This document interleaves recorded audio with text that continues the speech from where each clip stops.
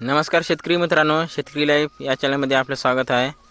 तर तूर पिकावर तिसरी फवारणी कोणती करावी आणि का करावी तर बघूत आपण आजच्या व्हिडिओमध्ये।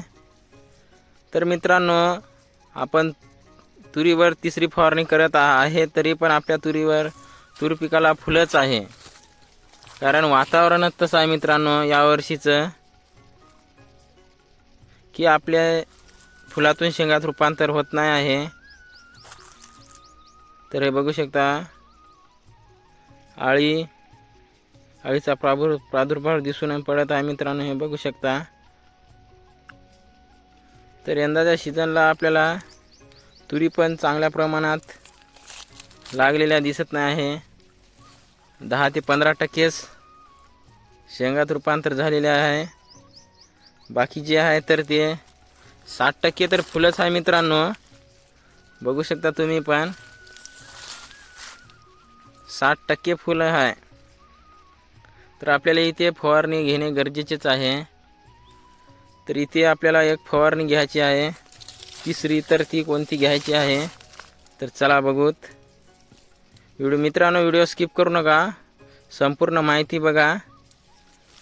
तर मित्रांनो, आपल्याला इथे अळीसाठी एक कीटकनाशक घ्यायचे आहे, तर ते इमामॅक्टिन बेंझोएट 5% असलेले कुठल्याही कंपनीचे घेऊ शकता तुम्ही, प्रोक्लेम किंवा कोणत्याही। प्रति पंप 10 ते 12 ग्रॅम घेऊ शकता। जी अळी आहे तर ती चांगल्या प्रकारे नियंत्रित होते, त्यासाठी आपल्याला घेणे आवश्यक आहे। तर तिथे तुम्ही ॲम्प्लिगो पण घेऊ शकता, 15 ते 20 मिली प्रति पंप, किंवा प्रोपेक्टर सुपर पण घेऊ शकता, 25 ते 30 ml प्रति पंप। जी अळी आहे तर आपली नियंत्रित होते, हे बघू शकता।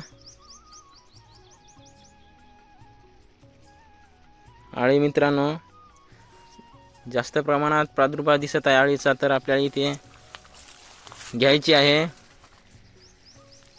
तर त्यासोबत एक विद्राव्य खत घेणे इथे महत्त्वाचेच आहे, कारण आपली जी शेंग आहे तर हे बारीक दाणे आहे।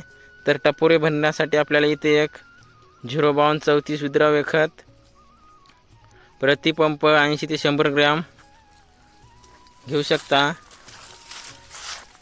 ते दाणा टणकदार बनण्यासाठी आपल्याला वजनदार इथे विद्राव्य खत घेणे आवश्यकच आहे। त्यासोबत एक बुरशीनाशक पण घेऊ शकता मित्रांनो, कारण आपली फुलगळ जास्त प्रमाणात होत आहे, बघू शकता खाली बुरशीमुळे। तर ती पण कमी प्रमाणात होते, त्यासाठी हे बघू शकता भरपूर प्रमाणात गळ झालेली आहे, 5 ते 10%। तर ते एक बुरशीनाशक, 6 बुरशीनाशक घेऊ शकता तुम्ही, 40 ते 50 ग्रॅम प्रति पंप, किंवा रोको पण घेऊ शकता मित्रांनो, 40 ते 50 ग्रॅम प्रति पंप। त्यासोबत एक बोरॉन पण घेऊ शकता मित्रांनो, कारण फुलगळ कमी प्रमाणात व्हावी यासाठी आपल्याला इथे एक बोरॉन घेणे आवश्यकच आहे। जे फूल आहे तर ती गळू देत नाही आणि शेंग होण्यास मदत करते लवकर, अशा प्रकारे शेंग होण्यास तर तिथे घेणे आवश्यकच आहे मित्रांनो। तर मित्रांनो बघू शकता 40% शेंगात रूपांतर झालेले आहे शेंगाचं। तर ही जर आपण फवारणी केली तर 100% मित्रांनो शेंगात रूपांतर होईल, याच्यात काहीच शंका नाही मित्रांनो, कारण फूल आहे तर ती शेंगात रूपांतर होण्यास मदत करते। हे जर कॉम्बिनेशन तुम्ही जर घेतले तर 60% आहे तर ते शेंग होण्यास रूपांतर होते। तर मित्रांनो अशा प्रकारे आपली तूर बघू शकता तुम्ही,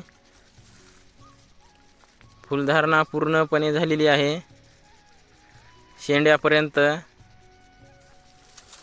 तर ही मित्रांनो तूर आहे निर्मल.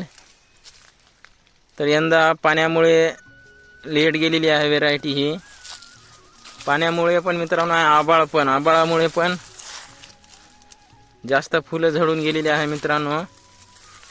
तर आले पण पुन्हा अजून चांगल्या प्रकारे फुल आलेले आहे मित्रांनो.